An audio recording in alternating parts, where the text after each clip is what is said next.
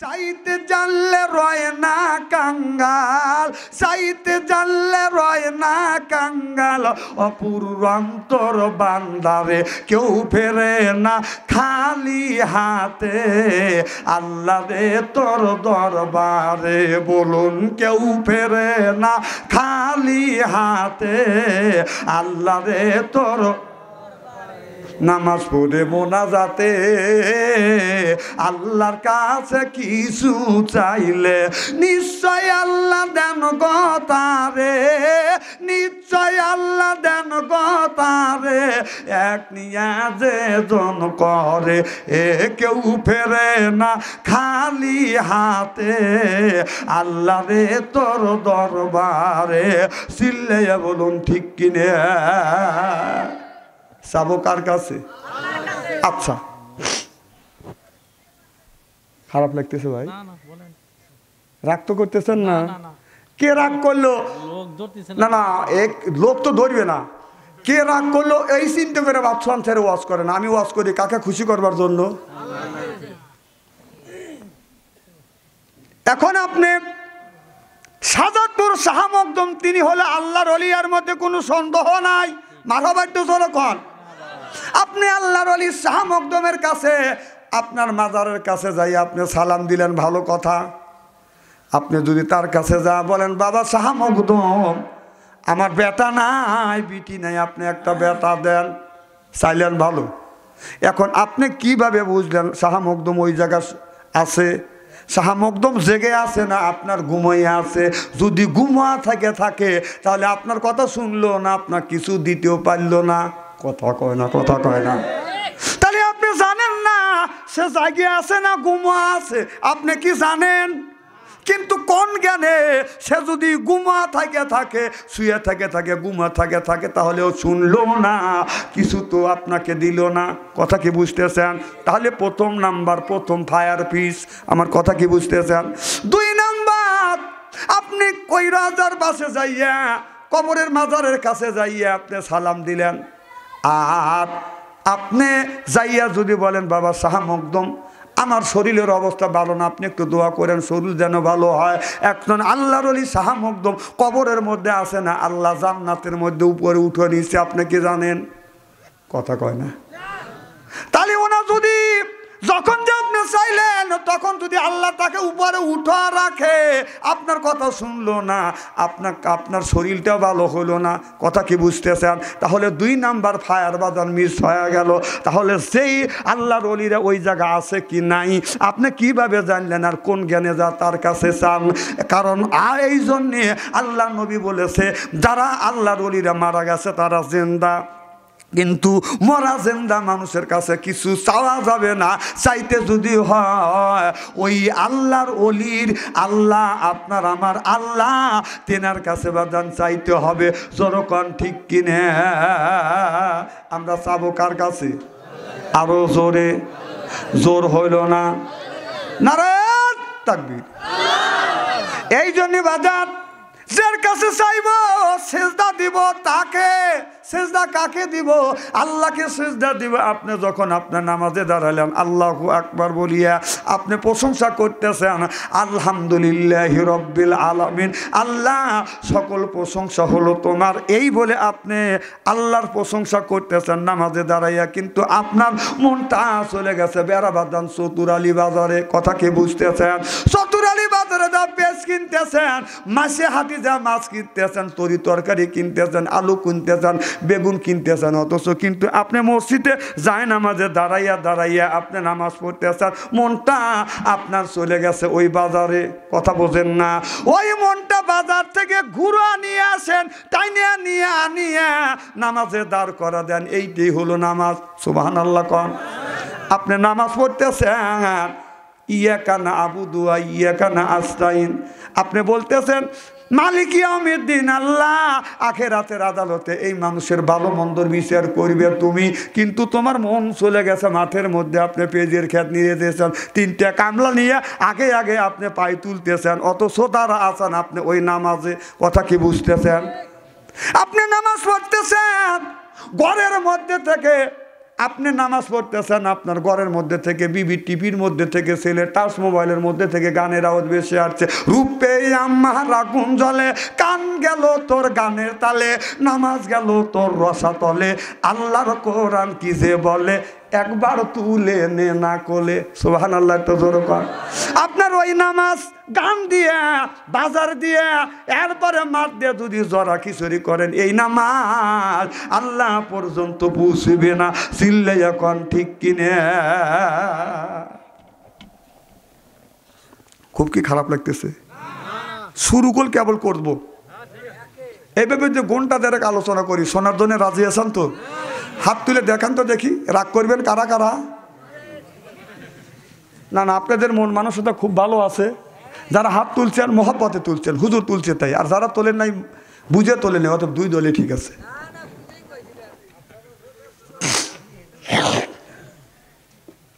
আমার ভাইরা আমার ভালো করে লক্ষ্য করে শুনুন, ওই দিকে যেতে চাই না।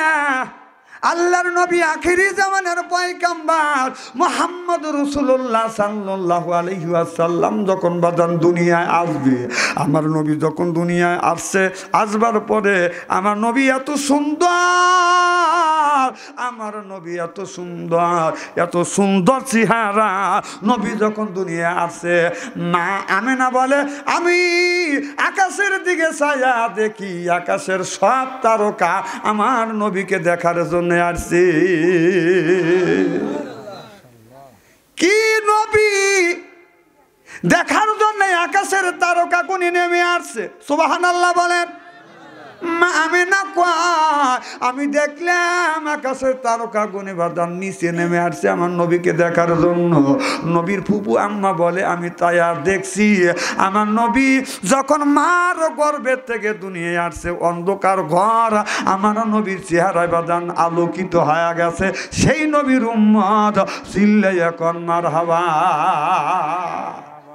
আমার নবীকে মামেনা, আমার নবীর মামেনা আমার নবীকে বেশি দিন বাদান আপনার স্তনের দুধ পান করাইতে পারে না। স্তনের দুধ পান করছে মা হালিমা। মা হালিমা কয়, আমি দেখেছি আমার বেটা মোহাম্মদ এত সুন্দর চেহারা যে ইউসুফ আলাইহিস সালামের জন্য আপনার মিশরের নারীরা হাতের আঙ্গুল কেটে ফেলেছে, আর আমার এই মুহাম্মদ সাল্লাল্লাহু আলাইহি সাল্লামকে দেখতে মিশরের নারীরা কলিজায় ছুরি লাগাইতেন। চিল্লাইয়া কন মারহাবা।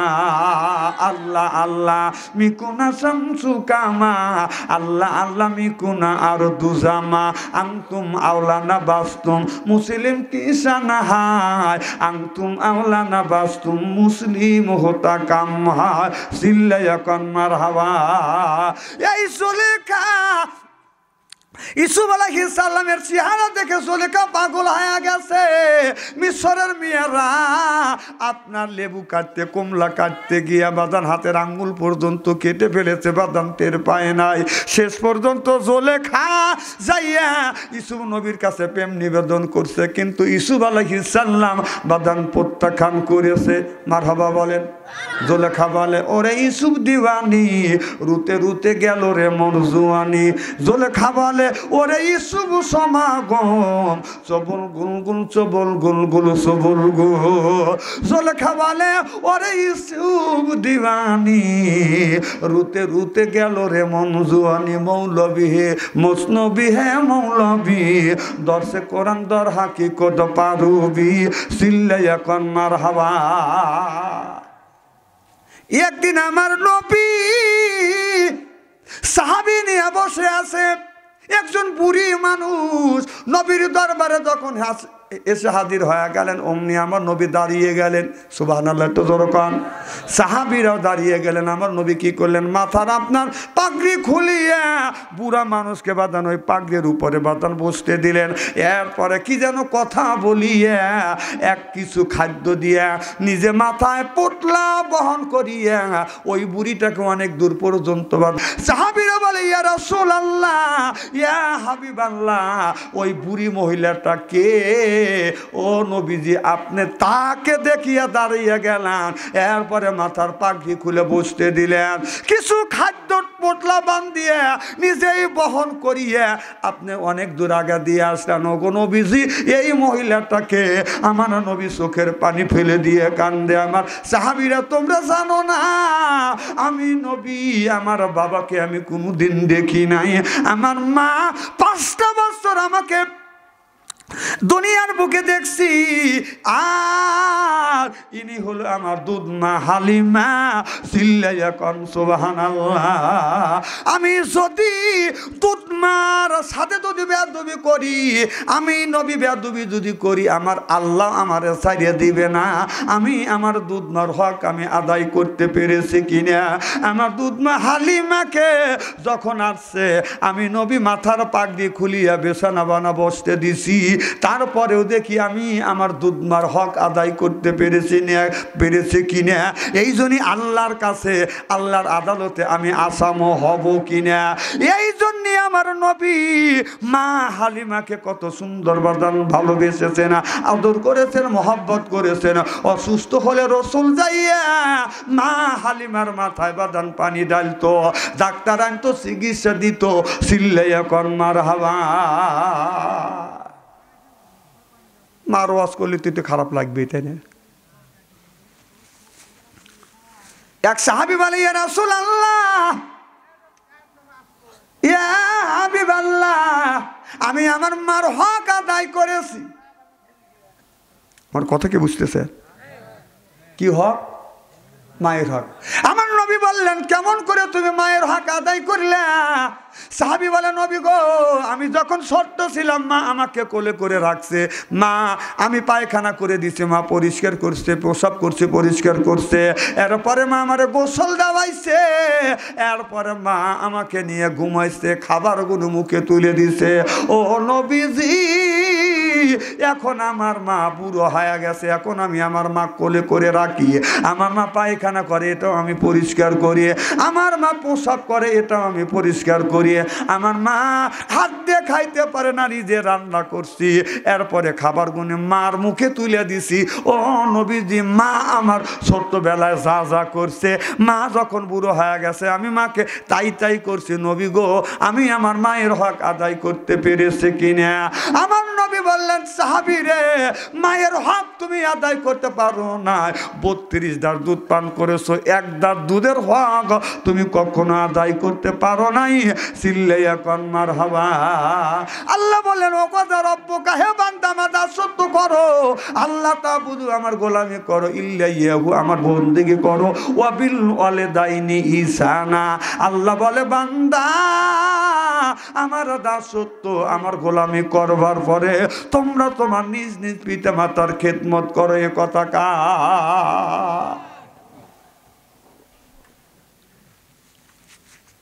আমার ভাইয়ের, আমার একেবারে কি খারাপ লাগতেছে না? মা বাবার ওয়াজ তো খারাপ লাগে। একজন কত হুজুর মা বাবার ওয়াজ করা লাগবে? হ্যাঁ, এগুলো আমরা জানি না। শ্বশুর শাশুড়ি ওয়াজ করেন।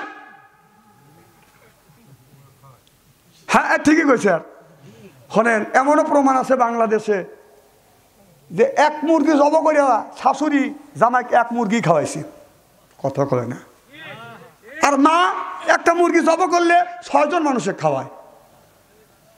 3-4টে ভাই বোন আছে, তাদের খাওয়ায়, একজনের দেয় না। আর শাশুড়ি একটা মুরগি জব করছে, জামাইকে একটাই খাওয়াইছে। কথা কন? তো কিসের লেগে খাওয়াইছে? তো তাম দিছে। কি দিছে? হাত করছে। যে ভাই বুঝছে, মানে মাঝে মধ্যে করে, তাই না ভাই? হেদেন হাসতেছে। আমার ভাইয়ের, আমার সারা বাংলাদেশে আলোচনা করি, বাংলাদেশের এমন কোনো ডিস্ট্রিক্ট নাই এই গুনাহগারকে আল্লাহ নেয় নাই। কথা কি বুঝতেছেন? অনেক জায়গা যায়, অনেক মানুষ 500-1000 টাকা দেয় আর বলে, হুজুর আমার মার জন্য বাবার জন্য দোয়া করেন। 2 বছর ধরে বাবা ঘরে অসুস্থ, মা 3 বছর ধরে অসুস্থ, আল্লাহ যেন আমার মা বাবাকে ইমানের হালাতে নেয়। এটা শুনে আমার হাসি আছে। কথা বুঝতেছেন না?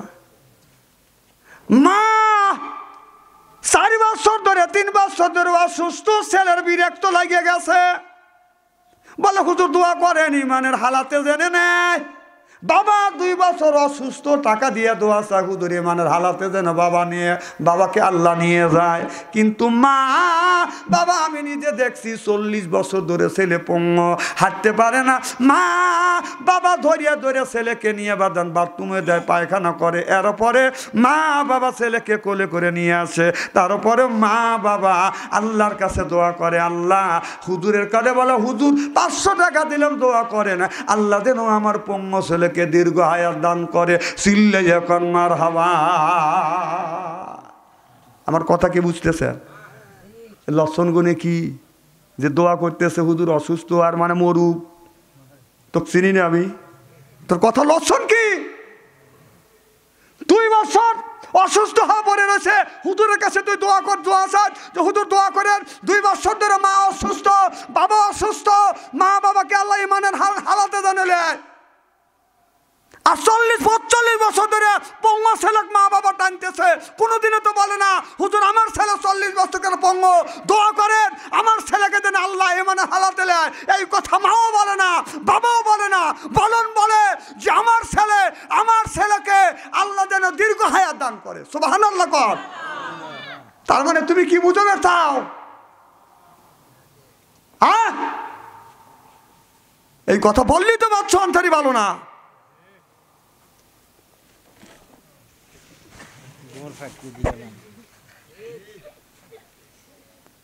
অনেক লোকই এই রোগে আক্রান্ত, হুজুরের কাছে টাকা দিয়ে দোয়া চাই মানে হালাতে জানিলে তুই মর।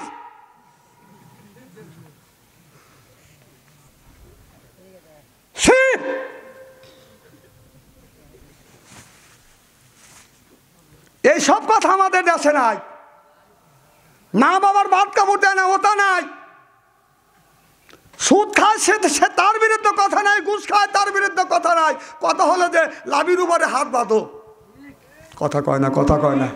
বেটা শালারা ফতুয়া পাইছে, শালারা দেশটাকে জাহান্নামে দাঁড় বান্তরে নিয়ে গেল। কথা কয় না, কথা কয় না। আমি দেখেছি আপনার অনেক দিন আগে বাংলাদেশের একটা নারী, সেটা হলো তসলিয়া নাসরিন, আল্লাহর কোরআনের বুলদর ছিল এই একজন। আর 2 নম্বর ইদানিং এসে দেখতেছি মুজাফফর বিন মুহাসিন, ওই কুত্তা কোরআন শরীফের বুলদর ছিল। কথা কয় না, কথা কয় না। বেটার এত বড় সাহস, বিশ্বের কোন মানুষ কোরআন শরীফের ভুল ধরতে পারে না। তসলিয়া নাসরিন বেশ্যা আর তুই একজন সেই কোরআন শরীফ ভুল ধরিস। এই জন্য আমি নিয়ত করেছি মুজাফফর বিন মুহাসিনের সাথে বেশ্যা তসলিয়া নাসরিনের বিয়ে দেবো, তার গটকালি করবো আমি। আর আপনারা বড় যাত্রী হবেন, রাজি আছেন? দেশ জাহান্নামে চলে যাচ্ছে, বেটা বুকে আবার হাত বাঁধা নিয়ে বেজাল করতেছে। আবার ফেসবুকে লেখা, ফেসবুকের মধ্যে তুই লেখিস, তুই ফেসবুকের মধ্যে ল্যাংটা ছবি দেখিস বেটা। কথাও কর না, কথাও কর না। ফেসবুকে লেখিস ল্যাংটা ছবি দেখিস আর আলেমদের বিরুদ্ধে লেখিস, তোর সাহস কি বেটা? বদমাইশ। হ্যাঁ বেটা, আমি তো ফেসবুক গাঁথি না, এই যে তাজমহলে সারা বাংলাদেশ ঘুরি। আর বেড়া দিয়ে তুমি করো ফেসবুকের মধ্যে রাতে উচ্চামু করো, আবার আলেমের বিরুদ্ধে লেখো। জাহান্নামে চলে যাচ্ছে, মা বাবা ভাত কাপড় দেয় না, সেই দিকে নাই কে। বুকে হাত বাঁধলেও নামাজ হবে, লাভের নিচে বাঁধলেও নামাজ হবে, ছেড়ে দিলেও নামাজ হবে। ফাজলাম করো, তাই না? বললি কালকে আবার আমার মনে লেখবে, তোর সাহস থাকে আমার কাছে যাস, তোর চাপার দাঁত খুলে ফেলা দেবো।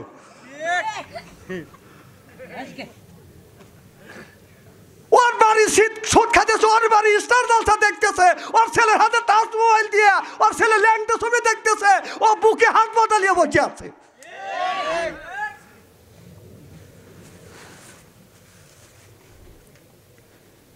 আল্লাহ বলছে ইয়া আইয়ুহাল্লাযিনা আমানু, হে যারা ঈমানের বিশ্বাসী, কু আনফুসিকুম, নিজে বাঁচো, ও আহিলিকুম নারা, তোমার আহেল পরিবারকে বাঁচাও। আর নিজেও বাঁচলাম না, আহেল পরিবারকে বাঁচাতে পারলাম না। আমার ছেলে আমার মেয়ের কাছে টাচ মোবাইল দিয়া তুই আলেমের বিরুদ্ধে টাচ মোবাইলের মধ্যে ফেসবুকে লেখিস, তোর ছেলে তো বদমাইশি করতেছে বাটা। সেই বিরুদ্ধে লেখ, তোর বাড়ি সামাল কর। বুকে হাত বদলিয়ে তুই লাগাছিস, সারা বিশ্বের মানুষের নামাজ হয়, বুকে না হাত বাঁধে, আর তোর নামাজ হয় না। ফাঁক করে দাঁড়ায় মুসি এরম ফাঁকও পাও ফাঁক আর তো আর সেই করাইছে কি। শোনেন, এগুনি একটা শয়তান, মানুষরূপী শয়তান। ওয়াসিল খান্নাস, এগুলি খান্নাস। হাসতেছেন কি বেজাল? সুদের বিরুদ্ধে কথা নাই কে, খালি নামাজের বিরুদ্ধে। নামাজ নষ্ট যদি হয় তাহলে ওদের সাকসেসফুল। এটাও একটা শয়তান। শয়তান নামাজ, আমি বললাম না যে নামাজে দাঁড়াইছেন প্রশংসা করতেছে আল্লাহ, কিন্তু শয়তান মনটা গুঁড়ো নিয়ে চলে গেছে সেই চতুরালি বাজারে। এও একটা শয়তান, যাতে নামাজ হয় ওই একটা শয়তান, আর এলো প্রকাশ্য শয়তান। শয়তান দুই প্রকারের।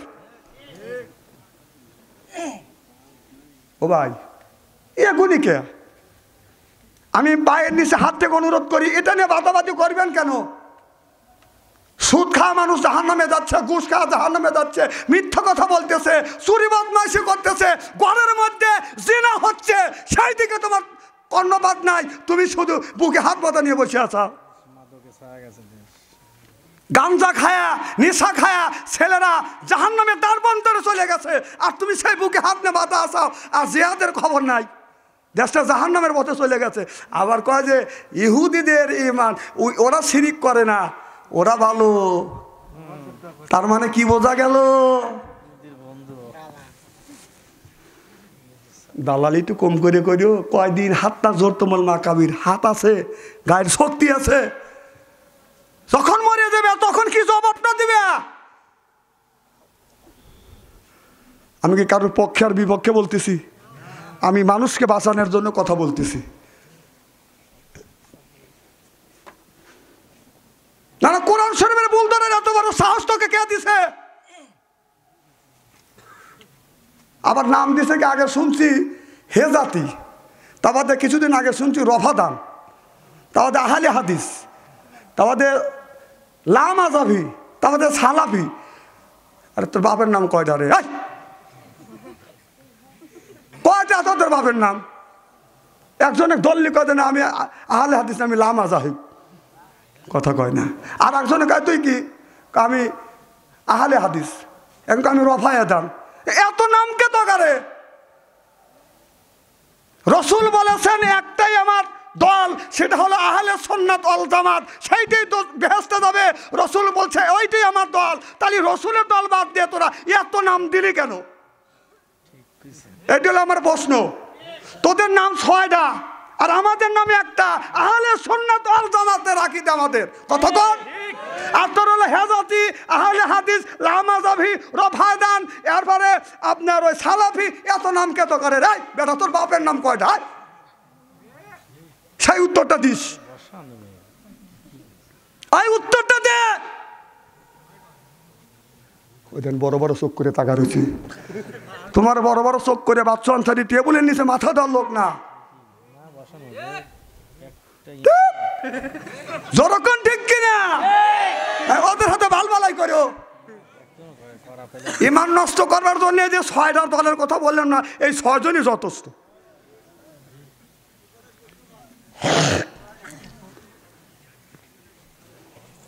অতএব আমরা মুসলমান, আমাদের কোরআন কয়টা? যখন কোরআন কয়টা?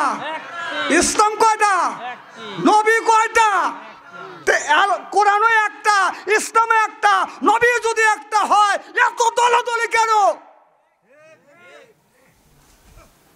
একটা মানুষের নাম থাকে 2টা, কথা বুঝতেছেন না? একটা নাম হলো আব্দুল খালেক, এটা হলো নাম, আর একটা জব্বার লেখে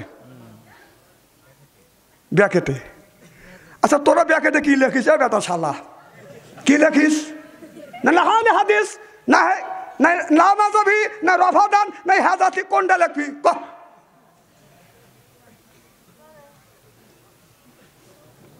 বাটপারি বাদ দেও। ওই দেখেন কিভাবে রাগ করতেছে। কথা কি আমি খারাপ বলতেছি নাকি? এক নাম দে ব্যাকেটে, একটা নাম দিলি ব্যাকেটে আর একটা দিলি, 2টা নাম, এত নাম কে তো করে? না মোহাম্মদ যে লেখা লাগবে, এটা কোরআন হাদিসের কথা না। কায়েদে আজম জিন্নে যখন হিন্দুরা দিছে শ্রী শ্রী লিখেছে, তিনি দেখলে যে আমরা মোহাম্মদ দেই, এ মোহাম্মদ নাম কোরআন হাদিসে নাকি। আমার কথা কি বুঝতেছেন?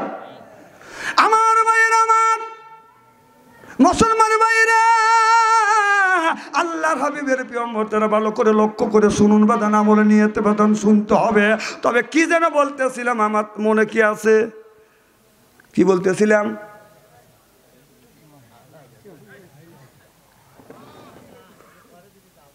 একজন লোক বলছে মুখে থুতু মারা লাগবে, ওর মুখে পেশাব করা লাগবে। তোমার পেশাবে এত জোর, হ্যাঁ তোর এত জোর আছে, তুই মুখে পেশাব করবে চাস, আবার তুই করবে চাস, আর একজনের দিয়ে করবে চাস, তুই আলেম নামে কলঙ্ক। তোর পেশাবের এত জোর, একটা আলেমের মুখে থুতু মারবে, তার মুখে পেশাব করে দিবে চাস তুই। ওই আলেমের মুখে যদি পেশাব করবে চাস, তাহলে আমার কথা, তোকে একটা ডেল দিলি 10টা নেকি হবে, এটা আমার ফতুয়া। কথা কয় না, কথা কয় না। হ্যাঁ, কোরআনের ভুল ধরছে না, সে কথা বলছে কোরআন জাল। কি বুদ্ধি, সূরা ফাতিহা পড়বে পারে না, সেই কোরআন শরীফে ভুল ধরে চিন্তা করছে। সূরা নাস কোরআনের অংশ না। দেখেন কত বুদ্ধি। এগুনি হলো আপনার, এগুনি কি, এগুনি হচ্ছে আল্লাহ রসুল এই কোরআনের আয়াত পড়ে লয়া আপনার পুলিশে মিনাল জিন্নাতে ওয়ান নাস, অর্থাৎ সূরা ফালাক সূরা নাস পড়লে শয়তান দূর হয়ে যাবে। ওদের কথা যখন শুনবেন, যদি চোখে পড়ে হয়তো ধোকা দিতে পারে, সূরা ফালাক আগে পড়বেন, সূরা নাস পড়ে হাতে ফুলিয়ে সর্ব শরীর এরকম করে বন্ধ করে নেবেন। আমার কথা কি বুঝতেছেন? হ্যাঁ, ওদের দেখতে হয়তো করবেন, কারণ আপনার কখন জানো অসুস্থ হতে কানে কানে এসে কবে যে এ নেবাদিস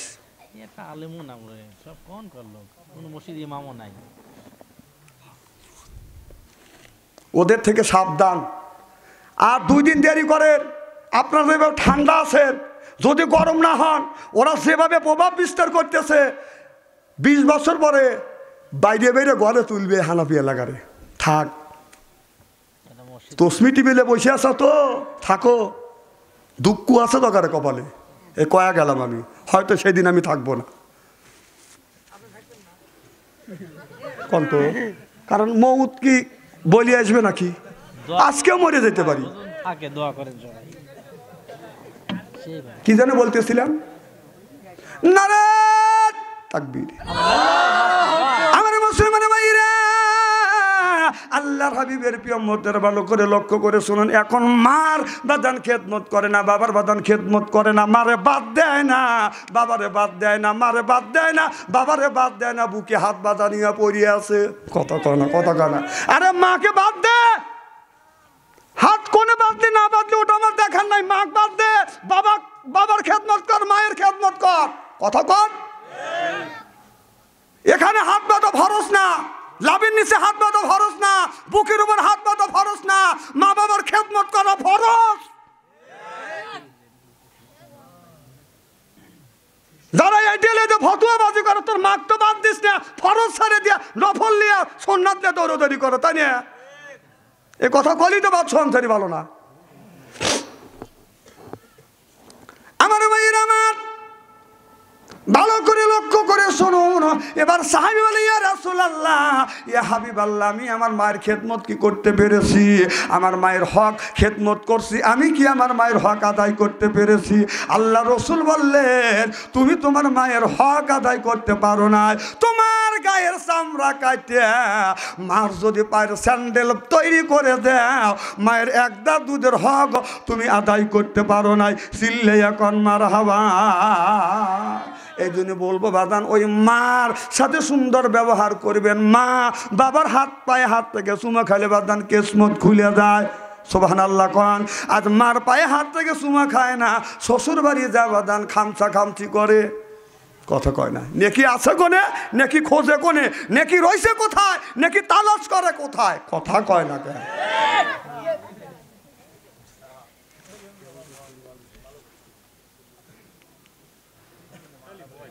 আমার ভাইয়ের, আমার আর অল্প সময় কষ্ট দেবো, আপনারা আসান তো ইনশাল্লাহ? আসান তো? 12টার সময় ইনশাল্লাহ মোনাজাত করে দেবো, 12টা বাজবে, তারপরে মোনাজাত করে দেবে ইনশাআল্লাহ। আমার ভাইয়ের, আমার আল্লাহর হাবিবের প্রিয় উম্মতেরা ভালো করে লক্ষ্য করে শুনুন বাদান, আমলে নিয়তে বাদান শুনতে হবে। ও বাজান, আল্লাহ বললেন ও দুনিয়ার মানুষেরা, ও দুনিয়ার মানুষেরা তোমরা কি করো? তোমার মা বাবার খেদমত করো। আমি আল্লাহ আমার দাসত্ব, আমার গোলামি করবার পরে মা বাবার খেদমত করো। আর তোমরা আমি আল্লাহ আমার ইবাদত করবে, আমার বন্দেগী করবে। লা তাকুলু, সুদ তো খাওয়া দূরের কথা, সুদের দ্বারের কাছেও তোমরা যাও না। এ কথা সুদ খাওয়া কি হারাম?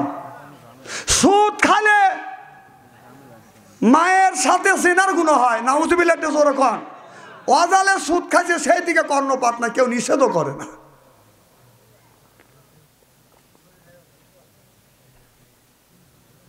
আমার ভাইয়ের, আমার নবী এমন বরকতের নবী, আমার নবী আখিরি জামানার পয়গম্বর মুহাম্মদ রাসূলুল্লাহ সাল্লাল্লাহু আলাইহি ওয়াসাল্লাম।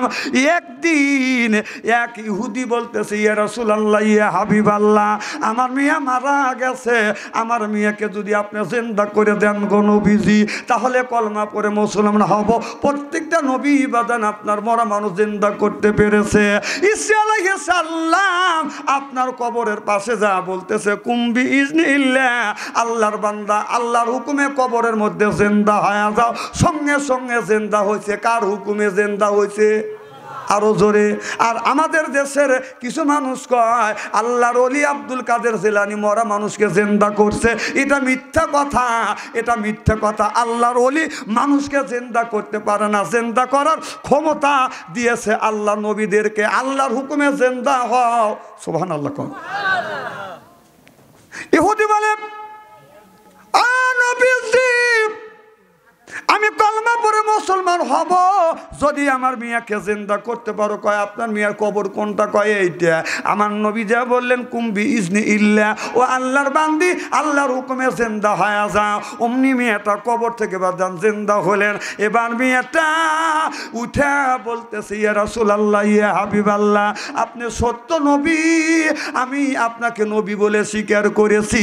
সঙ্গে সঙ্গে ইহুদি এই দৃশ্য দেখে কলমা পড়ে মুসলমান হয়ে গেলেন। লা ইলাহা ইল্লাল্লাহু মুহাম্মাদুর রাসূলুল্লাহ সাল্লাল্লাহু আলাইহি ওয়াসাল্লাম।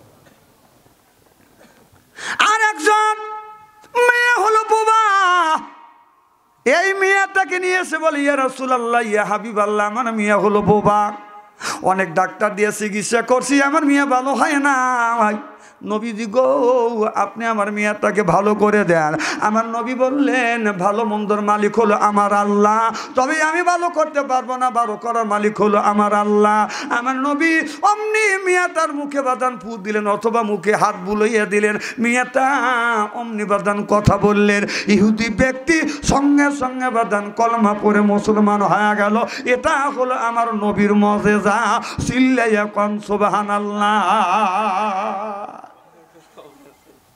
আমার নবী অনাহারে আছে। নবীর এক সাহাবী এই কথা শুনিয়া বাড়িতে যা বিবিকে ডেকে বলে, বিবি রে, আমার নবী অনাহারে রইছে, বাকি আটা আছে, ময়দা আছে। বলে, স্বামী গো, আমার বাড়িতে মাত্র 3 কেজি মত আটা আছে। এবার বলে, এ বিবি, আমার নবীকে আমি দাবাত দিয়ে আসি, তুমি রুটি বানাও। আর ঘরে একটা বাদান খাসি ছিল, এই খাসিটা বক্তিটা বাদান জবই করিয়া গোস্তটা বাদান বানাইয়া বললেন, বিবি রে, গোস্ত বুনা কর আর রুটি বানা, আমি আমার নবীকে দাবাত দিয়ে আসি। এবার জাবের রাদিয়াল্লাহু তাআলা আনহু আমার নবীরে যা দাওয়াত দিলেন, ইয়া রাসূলুল্লাহ, ইয়া হাবিবাল্লাহ, আপনার বাড়ি আমার দাওয়াত তোলেন। আমার নবী বললেন, সাহাবী রে, এ জাবের, শুধু আমি নবী, আমাকে কি তুমি দাওয়াত দিলে না? আমার কয়েকজন সাহাবী আছে, সাহাবীদের দাওয়াত দিলেন। দেখে বলে, নবী গো, আপনার সাহাবী সহ দাওয়াত দিলাম। আমার নবী বললেন, দাওয়াত গ্রহণ করলাম। জাবের রে, তোমার বংশের যত মানুষ আছে সব মানুষকে তুমি দাওয়াত দে। আটা কয় কেজি? আমার ভাইয়ের, আমার সব মানুষ আসলেন। এবার জাবের বলে, এ বিবি, আমার নবী বলেছে আমার আমার গোষ্ঠীর আত্মস্বজন যত আছে সব দাবাত দেওয়ার কথা। বলে আটা হলো 3 কেজি, কেমন করে হবে? বলে নবী বলেছে সেইটাই হবে। সুবহানাল্লাহ কোন। আমার নবী বাড়িতে গেলেন, ডেকে বলে জাবের রে রুটি বানাইছো, রুটি গুনি আমার কাছে নিয়ে আসো। এবার জাবের রুটি রসুলের সামনে আনলেন।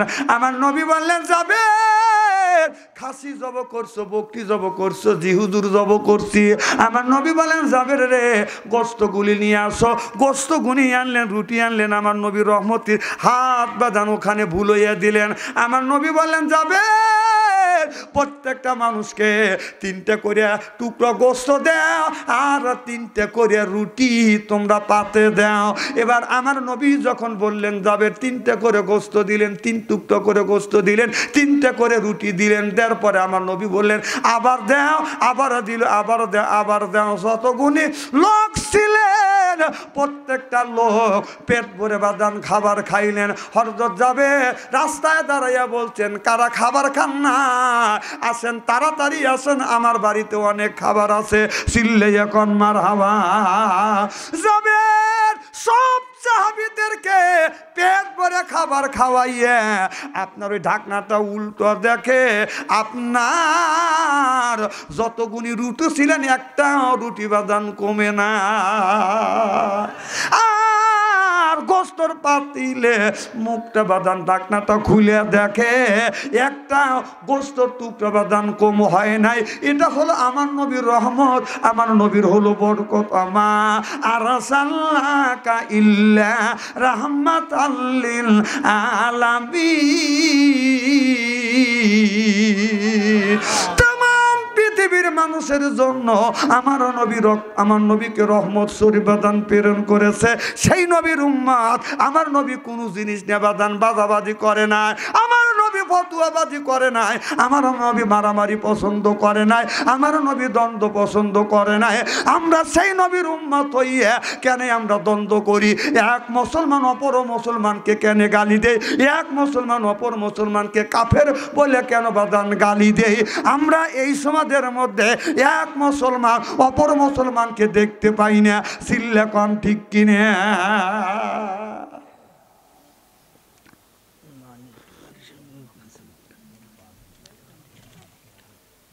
এখানে অনেক দিন ধরে দোয়া মাহফিল হয়, প্রত্যেক বছর হোক। এটা কি আপনারা চান?